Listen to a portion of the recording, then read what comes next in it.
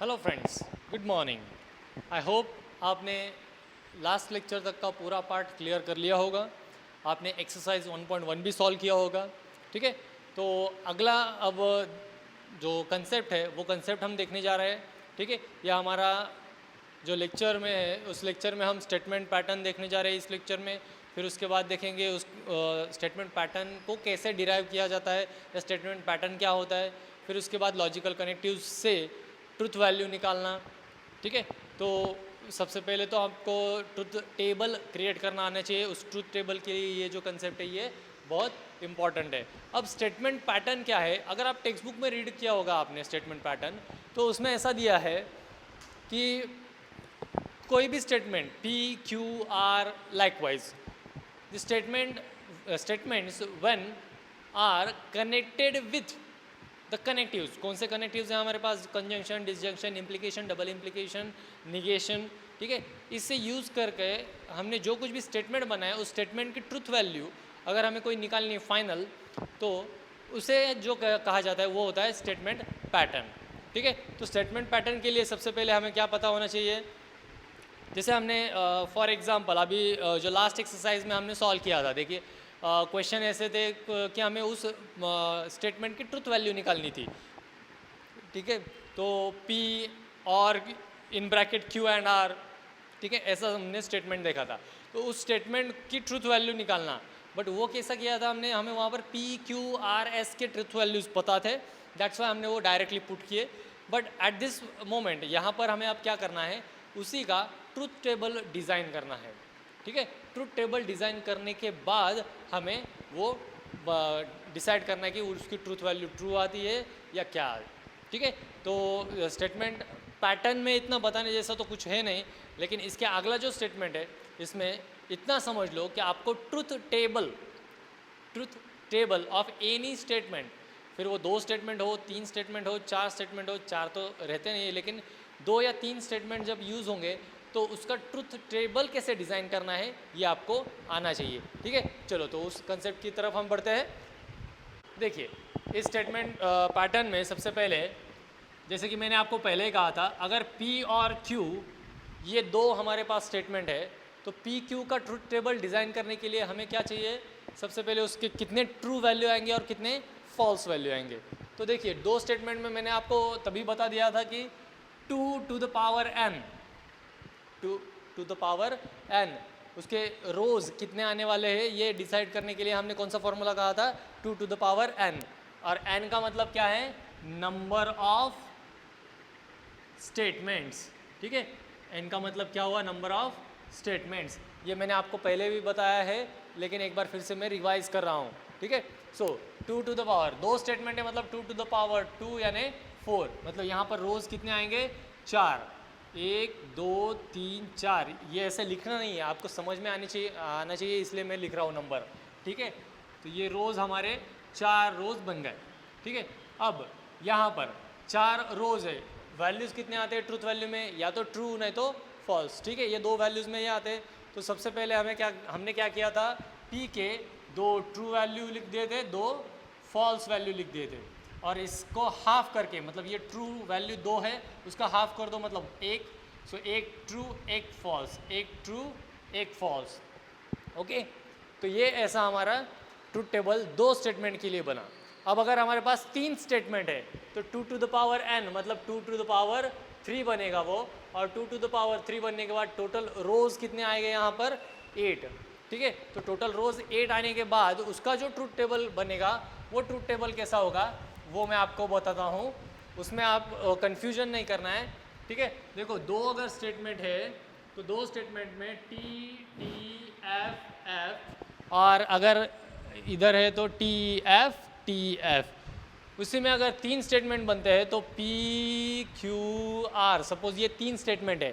ठीक है, P, Q, R ये हमारे पास 3 स्टेटमेंट है, तो यहाँ पर क्या बनेगा अभी? 2 to the power 3 मतलब 8, इसको 2 से डिवाइड करो, उसके हाफ करो, मतलब उतने आएंगे ट्रू और फॉल्स। ठीक है, सो इक्वल डिस्ट्रीब्यूट करें तो यहाँ पर आएगा T, T, T, F, F, F। ठीक है, 4 ट्रू आए, 4 फॉल्स आए। अब इसका हाफ करो, 4 का हाफ 2, मतलब यहाँ पर आएंगे 2 ट्रू 2 फॉल्स, फिर 2 ट्रू 2 फॉल्स। यह हम पेयरिंग डिसाइड कर रहे हैं। यहाँ पर 8 को 2 से डिवाइड किया, 4 पेयरिंग में ट्रू आए, फिर 4 फॉल्स, फिर उसको हाफ किया, 2 ट्रू 2 फॉल्स, 2 ट्रू 2 फॉल्स। अब इसको हाफ करेंगे तो 2 का हाफ सिंगल 1 हो जाता है। So T F T F T F T F, यह हमें गिवन उसकी वैल्यूज़ मिलती है।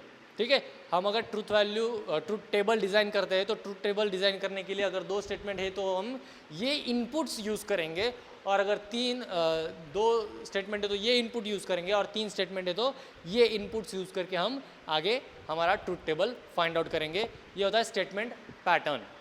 ठीक है, अब स्टेटमेंट पैटर्न में अगर हमें ये समझ में आया तो अगली जो हमारी कंसेप्ट है वो एकदम इजीली हमें समझ में आ जाएगी। अब देखिए, जैसे हमने क्या किया था 2 to the power n, ये किसके लिए किया था हमने, ये 8, ये 4, ये क्या है हमारे नंबर ऑफ रोज। लेकिन उस पर्टिकुलर स्टेटमेंट में, जिस पर्टिकुलर स्टेटमेंट का हमें ट्रूथ टेबल निकालना है, उसमें कॉलम्स कितने आएंगे, ये जो है ये कॉलम्स कितने आएंगे, ये डिसाइड करना है। तो हमें क्या पता होना चाहिए, देखो उसमें नंबर ऑफ स्टेटमेंट्स कितने हैं, सबसे पहले ये हमें निकालना है। अगर number of statements suppose x है, नंबर ऑफ स्टेटमेंट्स अगर x है, और एक चीज़ हमें वहाँ पर आइडेंटिफाई करनी है, वो है नंबर ऑफ कनेक्टिव्स। कितने कनेक्टिव्स उसमें यूज़ किए गए हैं। कनेक्टिव्स मतलब क्या, conjunction, disjunction, negation, implication, double implication. ठीक है, तो ये कितने यूज़ किए गए हैं। तो अगर सपोज उसका यूज़ किया जो भी कनेक्टिव्स यूज़ किए गए हैं उसका नंबर है y। ठीक है, number of statements are x and number of connectives are y। तो x प्लस y ये बनता है हमारा टोटल नंबर ऑफ कॉलम्स। उस ट्रूथ टेबल में टोटल नंबर ऑफ कॉलम कितने हैं वो ये हमें x प्लस वाई ये फॉर्मूला बताता है। देखो जैसे फॉर एग्जांपल हमारे पास एक स्टेटमेंट है p एंड q। कितने स्टेटमेंट हुए यहाँ पर, x की वैल्यू कितनी है, 2 स्टेटमेंट है और कनेक्टिव 1 है। सो 2 + 1 कितने हमारे पास कॉलम आएंगे, 3। जैसे कि इसके पहले हमने लास्ट लेक्चर में देखा था। ठीक है, ट्रूथ वैल्यू के लिए अगर नहीं याद हो तो मैं फिर से बता देता हूँ, P एंड Q। देखो ये फिर इसके वैल्यूज़ आएंगे यहाँ पर, इसके वैल्यूज़ आएंगे और नीचे इसके ट्रूथ वैल्यूज़ आएंगे। समझ में आया। तो नंबर ऑफ कॉलम्स निकालना है तो क्या पता होना चाहिए हमें, नंबर ऑफ स्टेटमेंट्स वहाँ पर कितने यूज़ किए गए हैं और दूसरा नंबर ऑफ कनेक्टिव्स कितने यूज़ किए गए। उन दोनों का एडिशन करो और जो एडिशन आएगी that will be the your number of columns in truth table. Number of रोज आपको कैसे पता चलेंगे, कितने स्टेटमेंट है उसको 2 to the power में लिख दो। नंबर ऑफ रोज के लिए कितने स्टेटमेंट है उसको 2 के पावर में लिख दो, जो भी आंसर आएगा आपका उतने नंबर ऑफ रोज हो गए। और नंबर ऑफ कॉलम के लिए आपको क्या करना है, नंबर ऑफ स्टेटमेंट कितने हैं प्लस नंबर ऑफ कनेक्टिव्स कितने हैं वो काउंट करो, उतने नंबर ऑफ कॉलम्स आपके होंगे। मतलब ट्रूथ टेबल के रोज और कॉलम्स आपको अपने दिल से नहीं लेना है। ठीक है, आपको अपने दिल से नहीं लेने, वो हमें क्वेश्चन में गिवन होता है।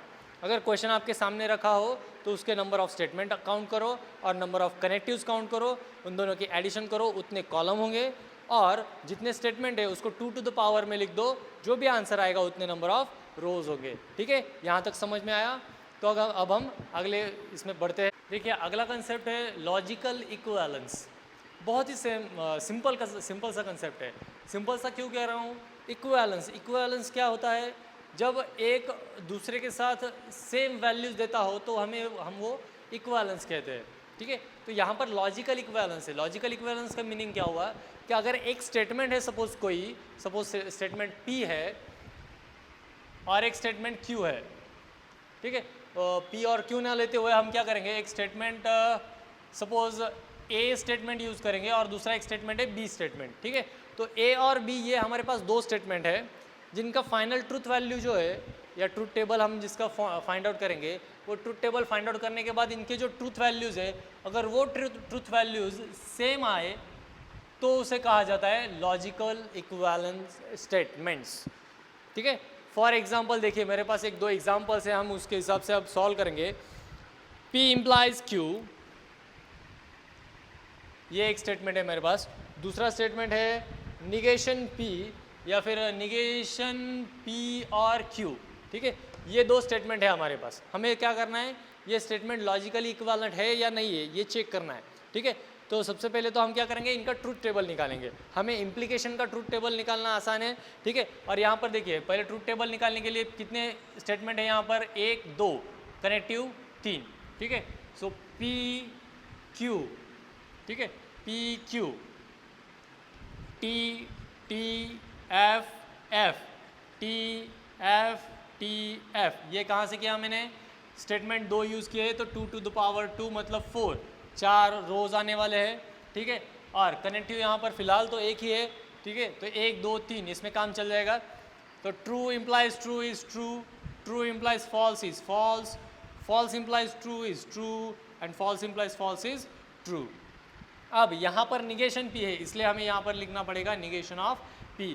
इसका निगेशन करो, इसका निगेशन किया तो क्या हो जाता है, देखो ट्रू का बनेगा फॉल्स, यहाँ पर भी ट्रू का बनेगा फॉल्स, फॉल्स का होगा ट्रू और ये भी फॉल्स का होगा ट्रू। हमने इस पर्टिकुलर कॉलम का निगेशन लिया है यहाँ पर, ठीक है।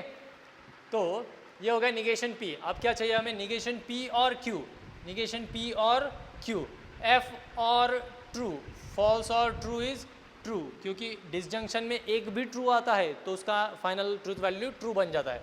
फॉल्स और फॉल्स, फॉल्स, यहाँ पर ट्रू है तो ये ट्रू बन गया, यहाँ पर एक ट्रू प्रेजेंट है तो ये ट्रू बन गया। अब देखिए इस ट्रूथ टेबल के ये जो दो कॉलम्स आए हमारे पास, इन दो कॉलम्स में हुआ क्या है कि इसके अगर ट्रूथ वैल्यू हम चेक करें TF-TT, true false true true, और यहाँ पर भी क्या आता है TF-TT, true false true true, means all the values are equivalent, सारे वैल्यूज सेम आए। पहली वैल्यू अगर निकाले हम तो ट्रू है, दूसरी वैल्यू अगर चेक करें तो फॉल्स है, तीसरी वैल्यू चेक करें तो ट्रू है और चौथी वैल्यू चेक करें तो ट्रू है।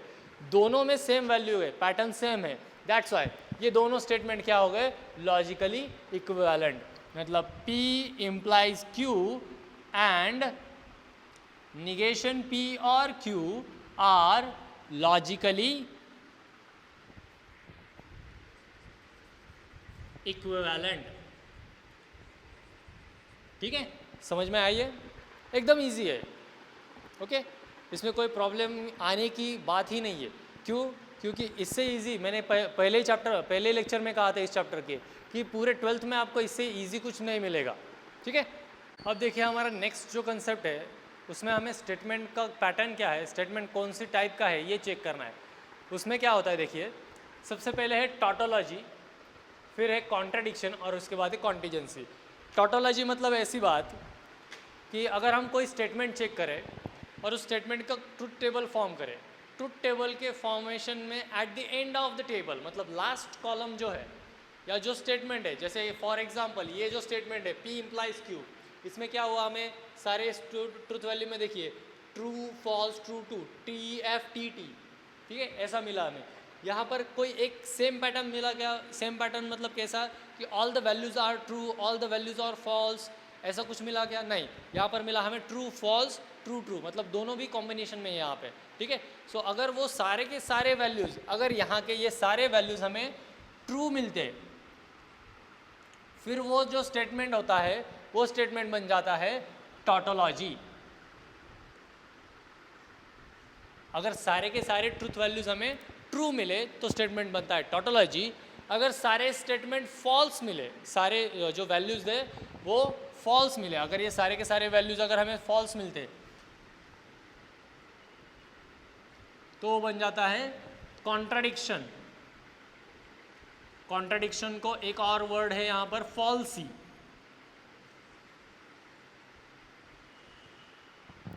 ठीक है, कॉन्ट्राडिक्शन और फॉल्सी। अब अगर सारे ट्रू है तो टॉटोलॉजी, सारे फॉल्स है तो कॉन्ट्राडिक्शन, सारे ट्रू है तो टॉटोलॉजी, सारे फॉल्स है तो कॉन्ट्राडिक्शन। और अगर ऐसा मिक्स है, ट्रू फॉल्स है, ऐसा कुछ तो भी मिक्स है तो बन जाती है कॉन्टीजेंसी, ठीक है। मतलब किसी क्वेश्चन को अगर आपको किसी ने क्वेश्चन पूछा तो आप अगर उसका हाँ या ना में आंसर दे सकते हो, तो हाँ अगर आप बोलते हो उसका आंसर तो वो बन जाता है टॉटोलॉजी, अगर ना बोलते हो तो हो जाता है कॉन्ट्राडिक्शन, आप उसके स्टेटमेंट को क्या करते हो, कॉन्ट्राडिक्ट करते हो, और अगर हाँ या ना इसमें आंसर ना दे पाओ तो वो बन जाता है कॉन्टीजेंसी। ठीक है, तो ये 3 टाइप के स्टेटमेंट हमें यहाँ पर चेक करने हैं। यहाँ पर टोटोलॉजी को डिफाइन या शो करने के लिए हम टी भी यूज़ करते हैं, स्मॉल लेटर टी, टोटोलॉजी को शो करने के लिए। कॉन्ट्रडिक्शन को सी, स्मॉल सी वर्ड यूज़ किया जाता है। ठीक है, सी, स्मॉल सी लेटर यूज़ किया जाता है। तो यहाँ पर टोटोलॉजी के लिए स्मॉल टी, कॉन्ट्रडिक्शन के लिए स्मॉल सी, कॉन्टीजेंसी के लिए कुछ भी नहीं है। ठीक है, तो यहाँ पर अगर सारे ट्रू मिले तो टोटोलॉजी, सारे फॉल्स मिले तो कॉन्ट्रडिक्शन, और कॉन्टीजेंसी कभी कब होगा, जब ट्रू और फॉल्स की भेल होगी। ठीक है, समझ में आए? अब इसके आगे थोड़ा सा हम देखते हैं। चलिए, तो हम देखते हैं अब हमारा एक्सरसाइज 1.2। देखिए, बहुत इजी चैप्टर है, इसलिए ये इजी बिंग चल रहा है। अगर आप प्रैक्टिस नहीं करोगे इसकी तो कुछ भी यहाँ पर पॉसिबल नहीं है। फिर से कह रहा हूँ, ये एक्सरसाइज स्टार्ट होने से पहले यहाँ पर हमें क्या करना है, कंस्ट्रक्ट द ट्रुथ टेबल। हमें इस हर एक चैप्टर का ट्रुथ टेबल, चैप्टर का नहीं, हर एक क्वेश्चन का ट्रुथ टेबल कंस्ट्रक्ट करना है, और वहाँ से फिर चेक करना है कि वो ट्रू है फॉल्स है, उसके बाद का क्वेश्चन है। ठीक है, पहले तो हम ट्रुथ टेबल कंस्ट्रक्ट करना सीखेंगे। क्वेश्चन है मेरे पास, first P implies Q and Q whole bracket implies P। ठीक है, ये है हमारे पास क्वेश्चन। मैंने कहा था हमें टोटल नंबर ऑफ कॉलम और टोटल नंबर ऑफ रोज ये चेक करने हैं। तो पहले तो नंबर ऑफ रोज चेक करेंगे, कितने आ सकते हैं, पी क्यू। इसके अलावा दूसरा तीसरा कोई स्टेटमेंट यहाँ पर नहीं है, मतलब 2 स्टेटमेंट है, मतलब 4 रोज आने वाले। ओके, कौन कौन से स्टेटमेंट है यहाँ पर, P एंड Q। ठीक है, P एंड Q है, इसका मतलब क्या हुआ, यहाँ पर 2 स्टेटमेंट है, मतलब 4 रोज यहाँ पर आएंगे। तो T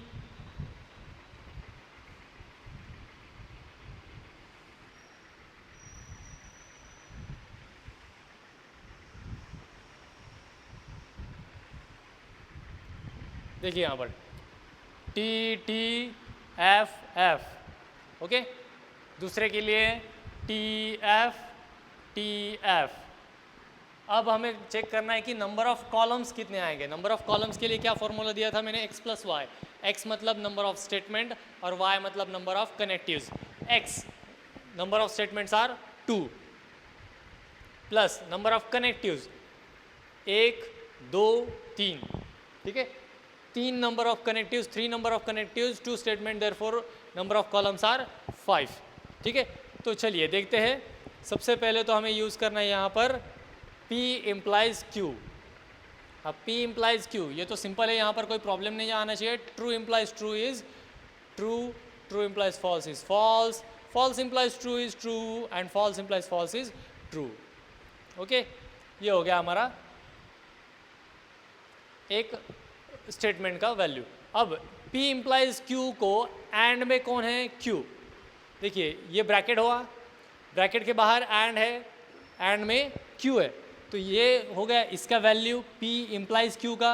इसके कंजंक्शन में है Q, तो इन दोनों का कंजंक्शन लेना पड़ेगा हमें। तो P implies Q and Q, इसका आंसर क्या आता है, देखो इनका कंजंक्शन करो। ट्रू और ट्रू इज ट्रू, फॉल्स और false is false, and false is false, फिर ट्रू, फिर फॉल्स। ओके, यहाँ तक आ गए हम, ये ब्रैकेट की वैल्यू हमें मिल गई। अब हमें क्या करना है, इसका इम्प्लीकेशन करना है। ठीक है, तो इम्प्लीकेशन के लिए ये हो गया हमारा P implies Q and Q, this whole bracket implies P। मतलब ये जो कुछ भी हमारी वैल्यूज आती है आ गई यहाँ पर, इसको हमें किसके साथ इम्प्लीकेशन में लेना है, P के साथ। मतलब ट्रू implies ट्रू, पहली वैल्यू ये रखनी है, ट्रू implies ट्रू, क्योंकि यहाँ पर इम्प्लीकेशन किसको दिया है, if this bracket then P, if this bracket then P, ऐसा है। इसलिए पहले ये वैल्यू कंसिडर करेंगे, इफ ट्रू देन ट्रू। उसकी ट्रूथ वैल्यू क्या आती है, ट्रू implies ट्रू की value is true, false implies true की वैल्यू होती है ट्रू, ट्रू implies फॉल्स की वैल्यू होती है फॉल्स, और फॉल्स implies फॉल्स की वैल्यू होती है ट्रू। तो ये हो गया हमारा पूरा सॉल्यूशन, जिसमें हमारे 1 2 3 4 5 कॉलम आए और 1 2 3 4 हमारे रोज आए। ओके, ये समझ में आया? फिर से एक बार क्लियर कर देता हूँ। नंबर ऑफ कॉलम्स जो हम देख रहे हैं, वो नंबर ऑफ कॉलम्स कैसे आइडेंटिफाई करेंगे, कितने स्टेटमेंट्स वहाँ पर यूज़ किए हैं और कितने कनेक्टिव्स, और नंबर ऑफ रोज कैसे, जितने स्टेटमेंट है उस स्टेटमेंट का नंबर 2 टू द पावर कर दो, 2 टू द पावर n अगर किया हमने तो उसका जो आंसर आएगा वो हमारे नंबर ऑफ रोज होंगे। ओके, तो समझ में आइए टेबल कैसे कंस्ट्रक्ट करना है। एक और एग्जांपल हम देखेंगे, फिर आपको वो एकदम से क्लियर हो जाएगा। अब देखिए हमारा नेक्स्ट एग्जांपल जो है, उस नेक्स्ट एग्जांपल में क्वेश्चन ऐसा है, P and negation Q double implies P implies Q। Statement देखो, स्टेटमेंट कितने यूज़ किए गए यहाँ पर, P Q, ठीक है। भले वहाँ पर निगेशन ऑफ Q हो, लेकिन वो निगेशन ऑफ Q है, मतलब Q से रिलेटेड ही है। दैट्स वाई वहाँ पर 2 ही स्टेटमेंट यूज़ किए गए। वो 2 स्टेटमेंट कौन से है, P and Q। Negation is connective, negation ये स्टेटमेंट का अलग स्टेटमेंट नहीं हुआ, निगेशन क्या हुआ, it is a type of connective. So that's why देखिए 1 2 स्टेटमेंट मतलब 2 कॉलम हुए, फिर कनेक्टिव्स 1 2 3 4, 2 स्टेटमेंट और 4 कनेक्टिव्स, मतलब कुल मिला के कितने कॉलम्स आएंगे, 6 कॉलम्स आएंगे, ठीक है। तो अब हम सबसे पहले क्या करेंगे, यहाँ पर निगेशन ऑफ Q लिखेंगे, क्योंकि यहाँ पर हमें निगेशन ऑफ Q चाहिए। तो निगेशन ऑफ Q मतलब इसका उल्टा आएगा, ट्रू का फॉल्स हो जाएगा, फॉल्स का ट्रू हो जाएगा। तो ये हो गया निगेशन Q। अब ये क्या करना है, आने वाली जो वैल्यू है उसको P के साथ हम कंजंक्शन में लेते हैं। अब इसको लिखते वक्त आप ऐसा भी लिख सकते हो, P एंड निगेशन Q, इसको इक्वालेंस करके इसको A लिख सकते हो आप, ठीक है। इसको आपने A कंसिडर किया फॉर द नेक्स्ट स्टेप, ठीक है। तो P एंड निगेशन Q, यहाँ पर P and false is false, true T and T is T, false and false is false, and यार अगेन फॉल्स। ओके, तो ये देखिए ये बन गया हमारा P एंड निगेशन Q। अब हमें क्या चाहिए, P इम्प्लाइज Q। अब हम करेंगे P इम्प्लाइज Q, इसको आप बोल सकते हो इक्वालेंस करके B, ठीक है। तो P implies Q, P implies Q का ट्रूथ टेबल हमें पता है T F T T। Okay, अब लास्ट जो हमारा कॉलम बनेगा, उस लास्ट कॉलम में क्या होगा, देखिए यहाँ पर या तो आप ये पूरा का पूरा लिख दो, आपने इसको फिर A और B भी लिखा है, तो A डबल इम्प्लाइज B।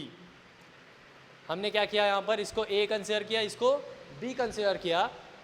या तो आप ये पूरा का पूरा स्टेटमेंट लिख सकते हो, अगर आपको जगह थोड़ी कम यूटिलाइज करनी है तो आप इसको A B कंसिडर करके फिर लास्ट में ये ऐसा भी कर सकते हो, ठीक है। तो A double implies B, double implication में हमें पता है अगर दोनों ट्रूथ वैल्यूज़ अगर सेम हो, दोनों ट्रू हो या दोनों फॉल्स हो, तो ही हम उसमें उसकी ट्रूथ वैल्यू का फाइनल आंसर ट्रू लिख सकते हैं, नहीं तो फिर वो फॉल्स हो जाएगा।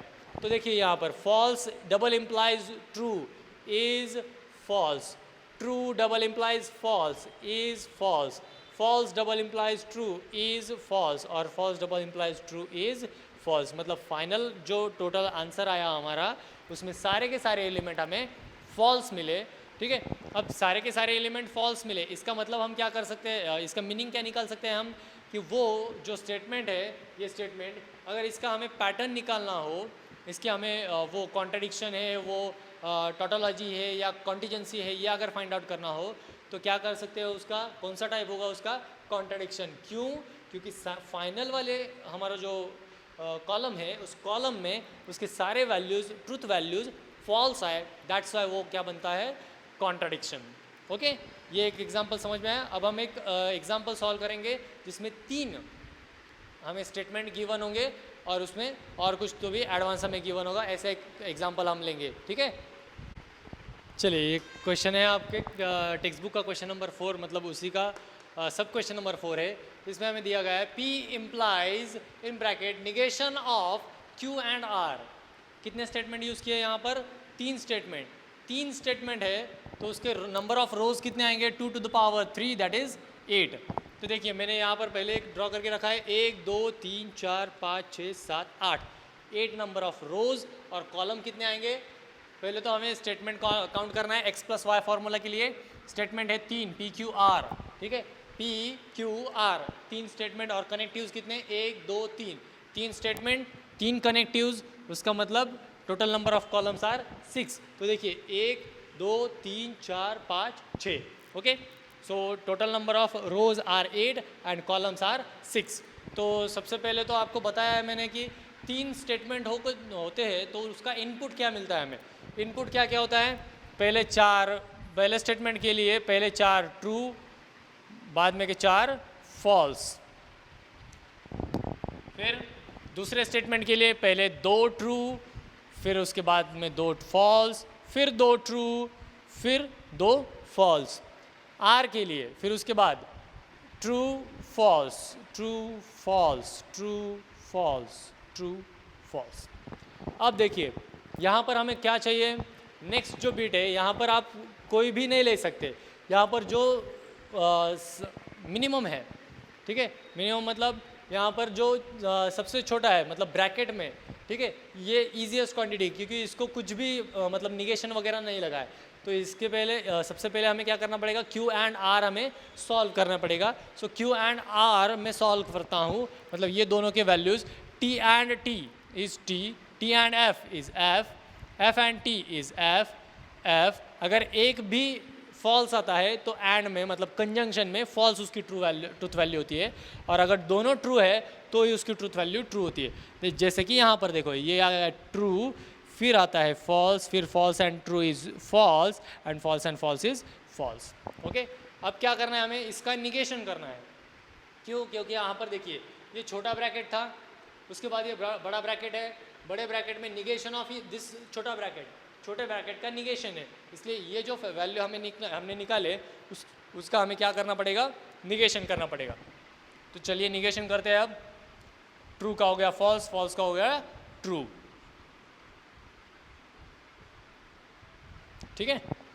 अब हमें क्या करना है, P implies this term, P की टर्म है उसको यहाँ पे हमें इम्प्लीकेशन करना है। अब इम्प्लीकेशन में देखिए true implies false, true implies false is false, true implies true is true, true implies true is true, again true implies true is true, false implies false is true, false implies true is true, false implies true is true and false implies true is true। तो ये हो गया हमारा 3 statement वाला एक example, जिसमें आपको truth value अगर आप देखो फाइनल में तो F T T T T T T T ऐसे मिले, एक वैल्यू फॉल्स मिली, बाकी सारे ट्रू मिले, ठीक है।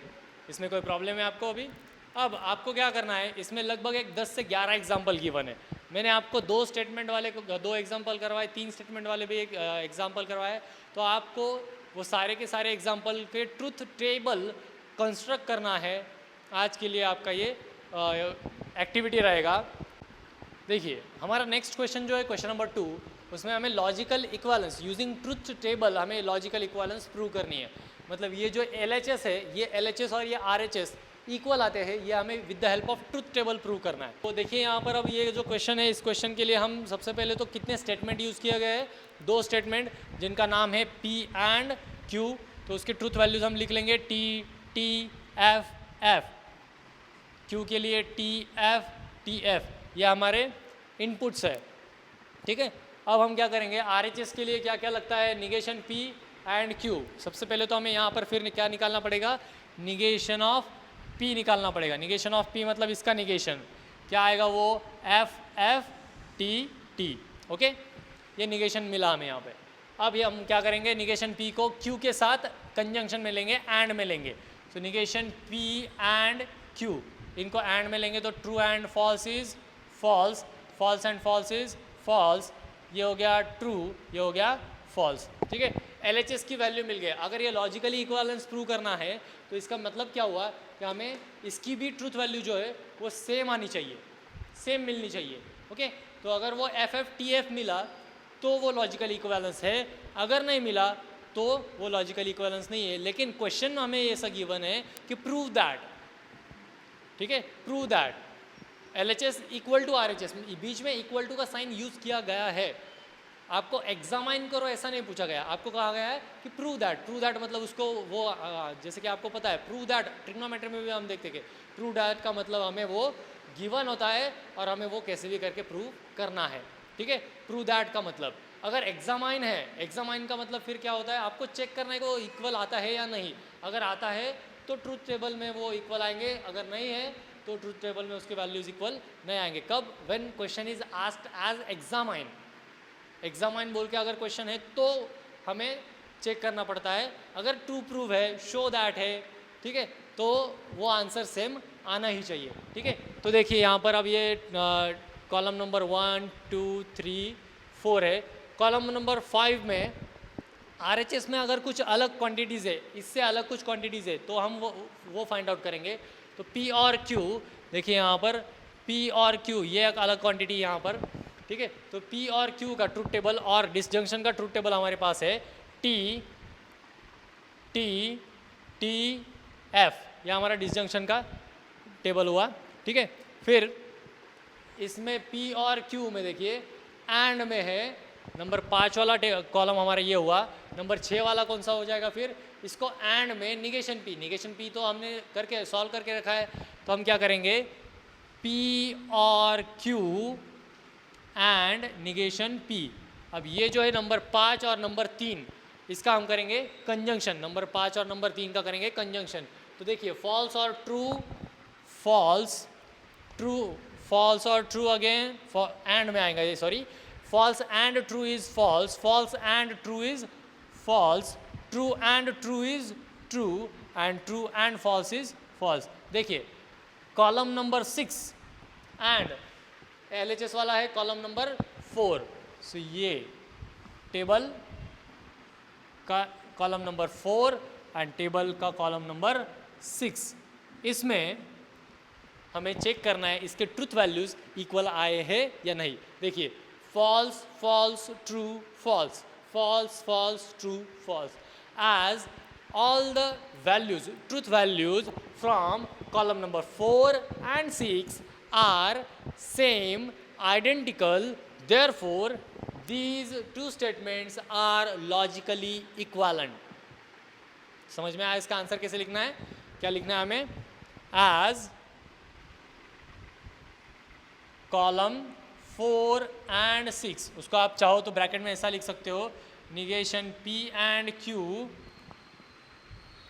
and P और Q and negation P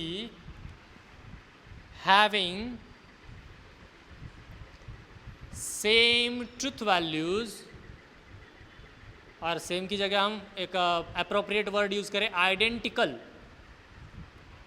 truth values, therefore the given statements are logically equivalent। ठीक है, तो ये लॉजिकल इक्विवेलेंट का ये जो क्वेश्चन है ये कैसे अटेम्प्ट करते हैं, समझ में आया। देखिए हमारा जो नेक्स्ट क्वेश्चन है उस नेक्स्ट क्वेश्चन में हमें ऐसा करना है, examine whether each of the following statement pattern is a tautology, contradiction और कॉन्टिजेंसी। ठीक है, तो मैंने यहाँ पर फर्स्ट क्वेश्चन लेने के बजाय यहाँ पर हम लेंगे आप क्वेश्चन नंबर 2, मतलब इसका फर्स्ट क्वेश्चन बहुत इजी है इसलिए हम क्या करेंगे, इसका क्वेश्चन नंबर 2 लेंगे। क्वेश्चन नंबर 2 में क्या गिवन है, P implies Q, P implies Q double implies with negation P और Q। ठीक है, अब इसका ट्रूथ टेबल हमें निकालना है और ये टोटोलॉजी है, कॉन्टिजेंसी है, कॉन्ट्रडिक्शन। टोटोलॉजी मतलब all the values of true, contingency मतलब ट्रू और फॉल्स दोनों आएगा, और कॉन्ट्रडिक्शन मतलब सारे वैल्यूज फॉल्स। ओके, तो इसमें से क्या आंसर आता है और वो आंसर से हम उसका टाइप डिफाइन करेंगे। ओके, सबसे पहले तो हमें ट्रूथ टेबल डिज़ाइन करना पड़ेगा। ट्रूथ टेबल के लिए हमें क्या देखना है, उसमें number of statements are true कितने हैं, 2 नंबर ऑफ स्टेटमेंट यूज़ किए गए। उसमें सबसे पहला है P, दूसरा है Q, मतलब ये बनेगा T T F F, Q के ट्रूथ वैल्यूज बनेंगे T F T F। ठीक है, अब हमें चाहिए P implies Q, P implies Q। अगर हम इसको कॉलम नंबर दे दें 1 2 3, तो थर्ड में P implies Q, इम्प्लीकेशन का तो अभी आपको नींद से भी उठा के कोई पूछे कि इम्प्लीकेशन का ट्रूथ टेबल बताओ, कंजंक्शन का ट्रूथ टेबल बताओ, तो आपको वो आना चाहिए। ये बनेगा टी एफ टी टी। तो नेक्स्ट फिर बनेगा ये डबल इम्प्लीकेशन नहीं, फिर बनेगा ये ब्रैकेट के लिए। ये ब्रैकेट के लिए आता है सबसे पहले negation of P. Negation of P मतलब टी टी एफ एफ जो था वो बन जाएगा एफ एफ टी टी। ठीक है, समझ में आ रहा है? तो ये निगेशन पी और क्यू चाहिए। अब इसके साथ कौन चाहिए? 4 नंबर वाला ये हुआ। 5 में क्या आएगा? निगेशन पी और क्यू। निगेशन पी और में क्यू है, एक भी ट्रू आता है तो इसका क्या बन जाता है? हमारा आंसर ट्रू बन जाता है। तो इसमें एक ट्रू है इसलिए ट्रू बन गया। फॉल्स और फॉल्स इज फॉल्स, ट्रू और ट्रू इज ट्रू, फॉल्स और ट्रू इज ट्रू। ठीक है, ये हो गया इसका, ये ब्रैकेट वाला। ठीक है, अब दोनों ब्रैकेट्स में हमें चाहिए डबल इम्प्लीकेशन। पहला ब्रैकेट है 3 नंबर के लिए, दूसरा ब्रैकेट है 5 नंबर के लिए। तो छठा हमारा जो कॉलम है वो क्या बनेगा? P implies Q double implies with negation P और Q। तो 3 नंबर और 5 नंबर में डबल इम्प्लीकेशन करेंगे। डबल इम्प्लीकेशन के लिए क्या आता है? डबल इम्प्लीकेशन में ऐसा होता है दोनों वैल्यूज अगर सेम है तो इसकी ट्रूथ वैल्यू ट्रू है, अगर नहीं तो उसकी ट्रूथ वैल्यू फॉल्स है। देखिए, true double implies true is true, false double implies false is false, true double implies true is true, and again true double implies true is true. Sorry, यहाँ पर double implication में false वाला आएगा, false double implies false, दोनों false है इसलिए यहाँ पर ट्रूथ वैल्यू ट्रू आएगी। देखिए फिर फाइनल आंसर क्या मिला हमें? Final column contains all Ts, सारे वैल्यूज, सारी ट्रूथ वैल्यूज हमें मिली true. That's why this statement is a tautology. Column number 6 contain all true as a truth value, therefore given statement is tautology। ठीक है, given statement जो है वो क्या है? टॉटोलॉजी है। ओके, कोई प्रॉब्लम इसमें नहीं, आना ही नहीं चाहिए। देखिए इस क्वेश्चन में हमें गिवन है P double implies Q and P implies negation Q। तो नंबर ऑफ कॉलम वगैरह वो फाइंड आउट करने के लिए क्या? नंबर ऑफ स्टेटमेंट, कितने? 2 नंबर ऑफ स्टेटमेंट है और कनेक्टिव्स 1 2 3 4, मतलब टोटल नंबर ऑफ हमारे कॉलम्स कितने आने वाले हैं? 6। ओके, तो देखिए ये सबसे पहले two true false false, true false true false. अब क्या चाहिए हमें? Double implication. P double implies Q, ये हो गया कॉलम नंबर 1, ये 2, ये 3। डबल इम्प्लीकेशन, अगर दोनों वैल्यूज सेम है तो ही ट्रू, अदरवाइज फॉल्स। ठीक है, फिर हमें चाहिए यहाँ पर निगेशन Q। नंबर 4 वाला कॉलम क्या बनेगा हमारा? Negation Q। इसका निगेशन, ट्रू का निगेशन फॉल्स, फॉल्स का निगेशन ट्रू, ट्रू का निगेशन फॉल्स, फॉल्स का निगेशन ट्रू। ठीक है, तो ये हो गया निगेशन Q। इसको किसके साथ इम्प्लीकेशन में लेना है? P इम्प्लाइज निगेशन Q, मतलब 1 इम्प्लाइज 4, कॉलम नंबर 1 इम्प्लाइज 4। तो P इम्प्लाइज निगेशन Q ये आ गया हमारा P implies negation Q column number 5। तो P इम्प्लाइज निगेशन Q मतलब true implies false, true implies false is false, true implies true is true, false implies false is true, and false implies true is true. यह आ गया हमारा question column number 5। अब क्या करना है हमें? ये ब्रैकेट और ये जो P डबल इम्प्लाइज Q है मतलब column number 3 and column number 5, इसमें हमें क्या करना है? अब हमें चाहिए कंजंक्शन। ठीक है, अब इसमें हम करते हैं conjunction. P double implies Q in conjunction with P implies negation Q।